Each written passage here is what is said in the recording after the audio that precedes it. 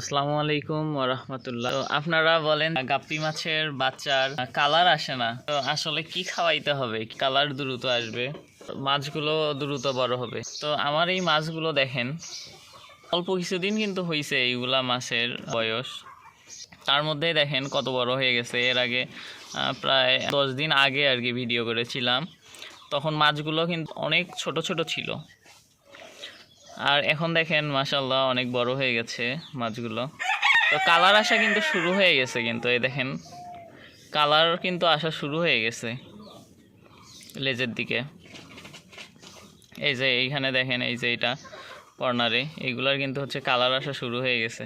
Colour আসা শুরু হয় মূলত মাছের 15 দিন পর থেকে। 15 দিন আপনাদেরকে খাওয়াইতে হবে কলিজা সিদ্ধ, শিম খাওয়াইতে পারেন, পিট জাতীয় এইটাও খাওয়াইতে পারেন। আর সব থেকে ভালো হয় কি, আপনারা কলিজা সিদ্ধ খাওয়াবেন, আর হচ্ছে ডিমের যে কুসুম, সেদ্ধ ডিমের কুসুমটা আর কি খাওয়াইলে খুব দ্রুত আর কি বড় হয়।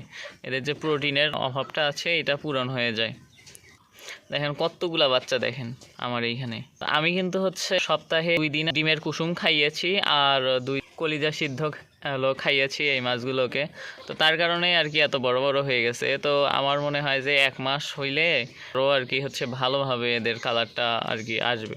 তো 1 মাস পরে আর কি আমি দেখাবো। এদের যে প্যারেন্টস আছে, তো ওইটা দেখতেছেন এইখানে হচ্ছে বারবার এসে খাচ্ছিল। তো মাছগুলা আলহামদুলিল্লাহ সবগুলাই ভালো আছে এইখানে, যতগুলা মাছ আছে আর কি। আর আমার কাছে এই যে এই পানির যে হচ্ছে পানাটা দেখতে পাচ্ছেন, এইটা যদি আপনারা নিতে চান তাহলে আমার সাথে যোগাযোগ করতে পারেন। তো এই পানাটা কিন্তু হচ্ছে পাওয়া যায় না, এটা নিতে চাইলে আমাকে বললে আমি হচ্ছে পাঠাই দেবো আপনাদের কাছে। তো ভালো থাকবেন, 5 ওয়াক্ত নামাজ পড়বেন। আসসালামু আলাইকুম ওয়া রাহমাতুল্লাহ।